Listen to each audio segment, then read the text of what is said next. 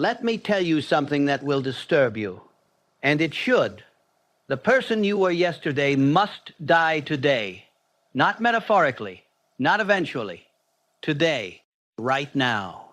Because if yesterday's version of you is still alive, tomorrow's version cannot be born. And if tomorrow's version cannot be born, you will remain trapped in mediocrity forever. Most people cling to who they were. They hold on to old identities, old beliefs, old patterns, old limitations, and they wonder why their lives never change. It's simple. You cannot become new while remaining old. You cannot transform while staying the same. You cannot evolve while preserving yesterday's self. The old you must die every single day. This is not comfortable. This is not easy.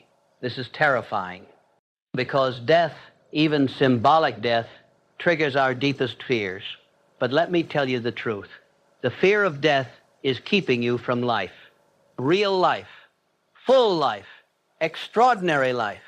You say you want to change, but you refuse to let go. You say you want to grow, but you cling to comfort. You say you want greatness, but you protect mediocrity. And this contradiction is killing your potential. Not slowly, quickly. Every day you preserve the old you is a day the new you cannot emerge. Now let me reveal the sacred principle. Evolution is not addition. Evolution is death and rebirth. The caterpillar does not become a butterfly by adding wings. It must die, completely dissolve. And from that death, something entirely new emerges. This is nature's law, and you are not exempt from it. The question is not whether you will die. You are dying right now. Your cells die and regenerate constantly. The question is, are you consciously choosing what dies? Are you deliberately killing the parts of you that no longer serve? Or are you unconsciously allowing the best parts to wither while the worst parts survive? This principle of daily death operates through 6 sacred practices. Each practice kills a specific aspect of the old you. Each practice births a specific aspect of the new you. And when all 6 are practiced daily, you do not just change. You completely transform. You become unrecognizable to your former self. And that is the goal. The first practice, kill your excuses every morning without mercy, because your excuses are the primary barrier between who you are and who you could become. Your excuses are not explanations. They are assassins. They kill your potential before it even has a chance. Most people nurse their excuses. They protect them. They justify them. I don't have time. I don't have money. I don't have support. I'm too old. I'm too young. I'm not educated enough. I'm not talented enough. And these excuses become their identity. They become excuse makers rather than result creators. But every excuse is a lie. Not a white lie, not a partial truth, a complete lie, because every excuse translates to, this is not a priority. If it were truly a priority, you would find time, you would find money, you would find a way. The truth is brutal. Your excuses reveal your priorities, and your priorities create your life. The man who dies daily kills his excuses immediately. The moment an excuse appears, he recognizes it, names it, and destroys it. I don't have time dies and becomes, I will make time. I can't afford it dies and becomes, I will find a way. I'm not ready dies and becomes, I will. Start anyway. This is not positive thinking. This is excuse execution. You are literally killing the thoughts that keep you small. And this killing must happen daily, because excuses regenerate. They grow back overnight. You wake up and they're there again, whispering their lies. So you must kill them again every morning without fail. Here is your practice. Every morning, write down 3 excuses you tell yourself. Look at them. See them for what they are. lies, limitations, self-sabotage, then write the truth next to each one, the truth that exposes the lie, and commit to living the truth today, not the excuse. I don't have time to exercise. Truth. I have time for what I prioritize. I will exercise for 20 minutes today. I can't start a business. I need more money. Truth. I can start with what I have. I will take one action toward my business today. I'm not confident enough to make that call. Truth. Confidence comes from action. I will make the call despite the fear. Kill your excuses daily, because excuses are the old you, and the old you must die for the new you to live. The second practice, kill your comfort, deliberately, systematically, daily, because comfort is the womb where greatness goes to die. Comfort is seductive. It feels safe. It feels pleasant.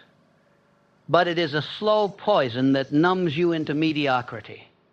Most people worship comfort. They organize their entire lives around it. They choose comfort over growth, comfort over courage, comfort over challenge. And they call this wisdom. But it is not wisdom. It is cowardice disguised as prudence. The comfortable life is the dead life, not because you stop breathing, but because you stop growing. Growth requires discomfort, always. There is no comfortable growth, no easy evolution, no pleasant transformation. The chrysalis is not comfortable. Birth is not comfortable. Death is not comfortable. And rebirth is definitely not comfortable. But discomfort is where you find yourself, your real self, not the comfortable, predictable, safe self, but the powerful, capable, extraordinary self that only emerges under pressure, under challenge, under stress. The man who dies daily deliberately creates discomfort. He does not wait for life to force him out of his comfort zone. He voluntarily leaves. Every single day, he does one thing that scares him, one thing that challenges him, one thing that stretches him beyond his current capacity. This is not reckless. This is strategic death. You are killing the comfortable you to birth the capable you. You are destroying the version that plays small to create the version that plays big. Here is your practice. Every day, identify your comfort zone for that day.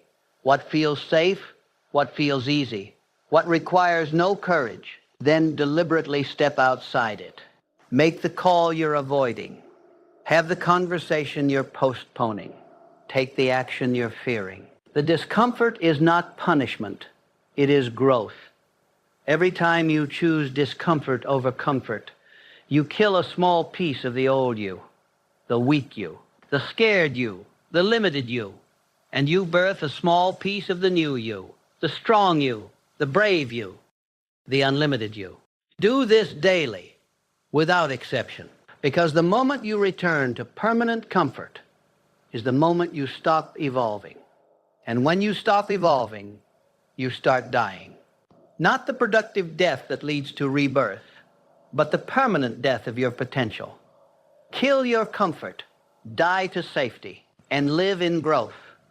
The third practice, kill your identity.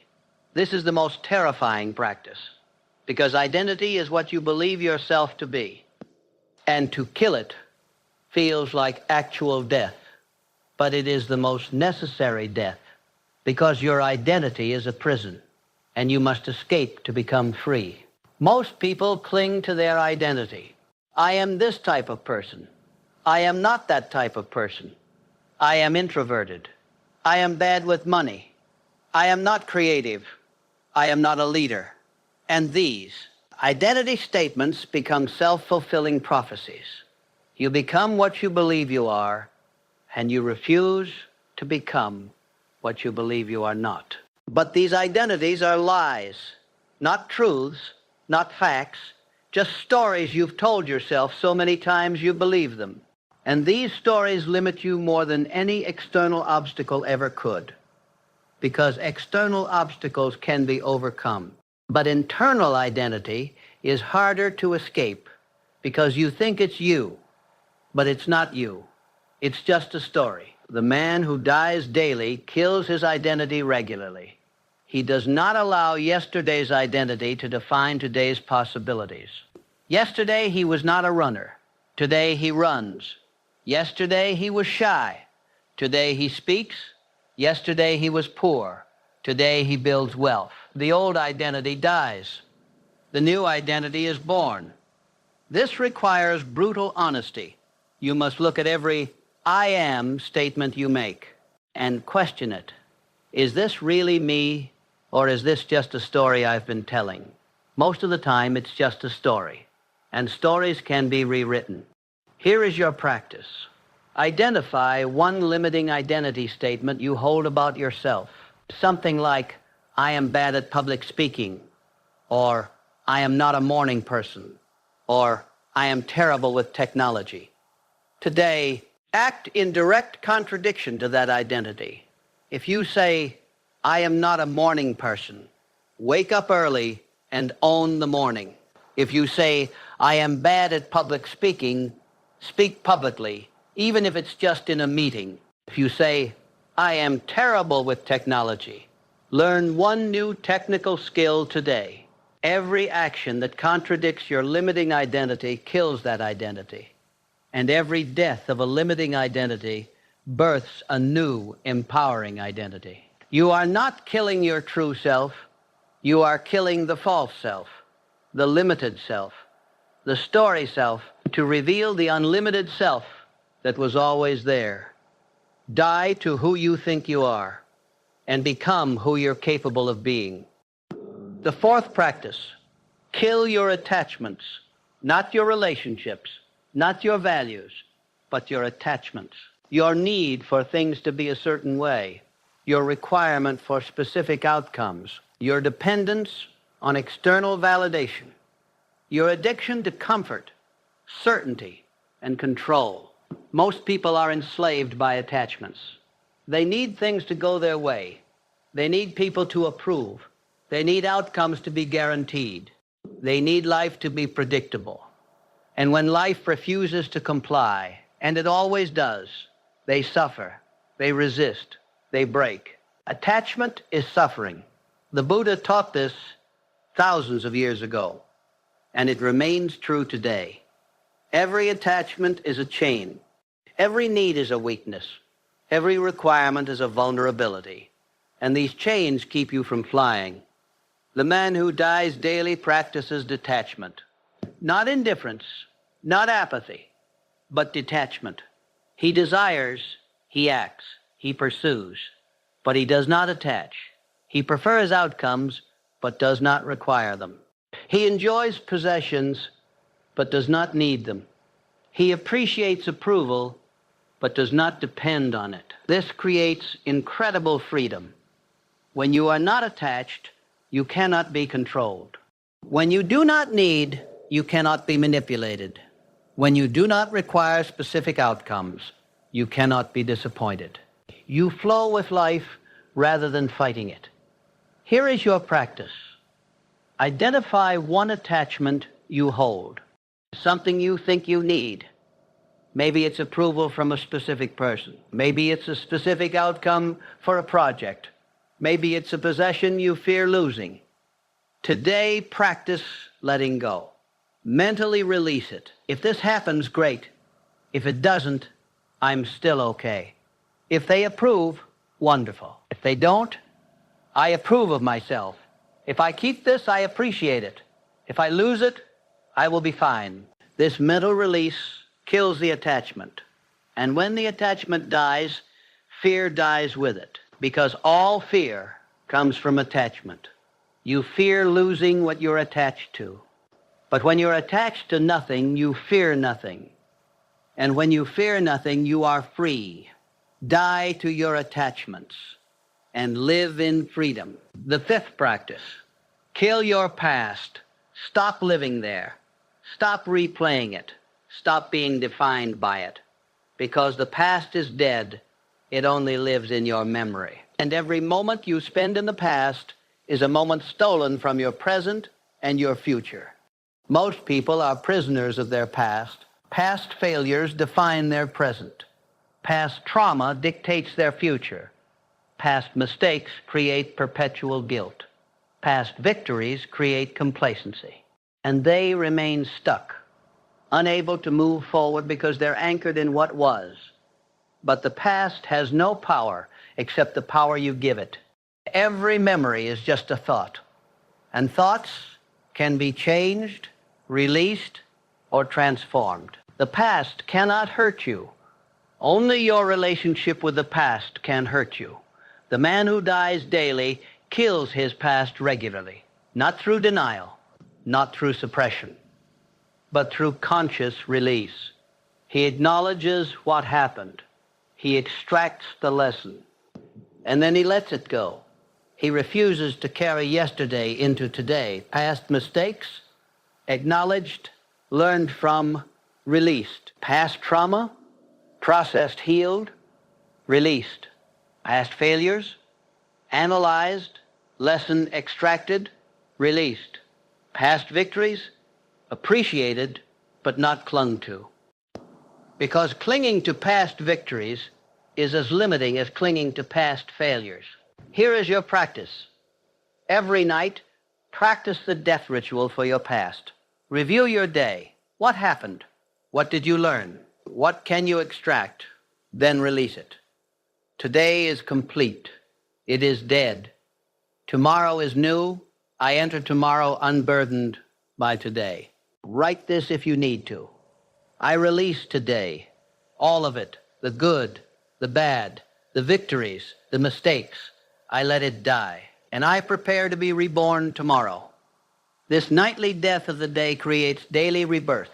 You wake up new, unencumbered, fresh, not carrying the weight of yesterday, not dragged down by last week, not imprisoned by last year. You are free to be fully present, fully alive, fully engaged with now. Kill your past daily and live in the eternal now. The sixth practice, kill your future. This seems contradictory. You should plan for the future, right? Yes, but you should not live there. You should not attach to it. You should not sacrifice present action for future fantasy. Most people live in the future. When I am rich, I will be happy. When I am successful, I will be confident. When I find the perfect partner, I will be complete. And they postpone life. They wait for the future to arrive before they start living. But the future never arrives. There is only now, always now. The future is as much a prison as the past. Past prisoners live in regret. Future prisoners live in postponement. Both miss the only moment that matters, this one. The man who dies daily kills his attachment to the future. He plans. He sets goals. He works toward outcomes. But he does not attach his happiness to future achievement. He does not postpone joy until goals are met. He lives fully now, while building for tomorrow. This is the paradox. You build the best future by being fully present now, not by fantasizing about tomorrow, but by acting powerfully today. The future is created in the present moment, and if you're not present, you're not creating. Here is your practice. Identify one way you're postponing life until the future. I'll be happy when. I'll start living when. I'll be confident when. Today, kill that postponement. Be happy now. Live now. Be confident now. Not because circumstances are perfect, but because waiting is death. And you choose life. You choose now. You choose to be fully present and fully alive in this moment, regardless of outcomes, regardless of circumstances. The future will come, or it won't. But either way, you have now. And now is all you ever have. So live it fully, completely, without reservation. Kill your attachment to the future and live fully in the present. Now let me tell you the complete truth. Daily death is not morbid. It is liberating. You are not ending, you are beginning. You are not destroying, you are creating. Every death of the old is a birth of the new.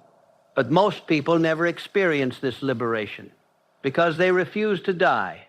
They cling, they resist, they hold on to excuses, to comfort, to identity, to attachments, to the past, to the future. And in their refusal to die, they never truly live. But you can be different. You can embrace the daily death. You can practice the 6 disciplines. Kill your excuses. Kill your comfort. Kill your identity. Kill your attachments. Kill your past. Kill your future. And in doing so, you will find life. Real life. Full life. Extraordinary life. This is not philosophy. This is practice. This is the path walked by every person who transformed. Every master, every sage, every warrior. They all learned the sacred principle. To live fully, you must die daily. Here are your daily death practices. Morning death ritual. Kill 3 excuses. Write them, expose them, replace them with truth. Kill comfort. Identify 1 uncomfortable action you will take today. Kill 1 limiting identity. Act in contradiction to 1. I am not statement throughout the day. Notice attachments as they arise. Practice mental release. When you catch yourself living in the past, return to now. When you catch yourself living in the future, return to now. Evening death ritual. Review the day. Extract lessons. Release the entire day. Let it die. Prepare for rebirth tomorrow. Weekly death practice. Identify 1 major aspect of your old self that must die this week. Take concrete actions to kill it and birth the new. Monthly death ceremony. Reflect on who you were 30 days ago. Acknowledge the deaths that have occurred. Celebrate the rebirths. Identify what must die in the next 30 days. These practices ensure you are constantly dying and constantly being reborn. You are not the same person you were yesterday. You will not be the same person tomorrow. You are in constant evolution, constant transformation, constant growth. Let me tell you 1 final truth. The greatest tragedy is not death. The greatest tragedy is a life unlived. And most people live unlived lives, not because they lack opportunity, not because they lack potential, but because they refuse to die. They hold on to who they were. They protect their limitations. They preserve their excuses. They maintain their comfort. They defend their identity. They cling to their attachments. They live in their past. They hide in their future. And in doing all of this, they miss life. Present, actual, real life. But when you practice daily death, you live fully, every single day. You are not held back by yesterday. You are not postponing until tomorrow. You are fully engaged with now, fully present, fully alive, fully becoming. And this is the secret. The people who seem to live the most are the people who are willing to die the most. They die to the old constantly. And in that constant death, they are constantly reborn, constantly fresh, constantly new, constantly evolving into greater versions of themselves. You have a choice. You can cling to who you were and slowly fade, or you can die daily and continuously evolve. You can protect the old and remain stuck, or you can kill the old and birth the new. The choice is not between life and death. You will die either way. The choice is between conscious death that leads to rebirth or unconscious death that leads to stagnation. Choose conscious death. Choose daily death. Choose deliberate evolution. Kill your excuses. Kill your comfort. Kill your identity. Kill your attachments. Kill your past. Kill your future. And in doing so, truly live fully, powerfully, extraordinarily. Die daily. and live fully. This is the path. This is the way. This is the secret. Now go.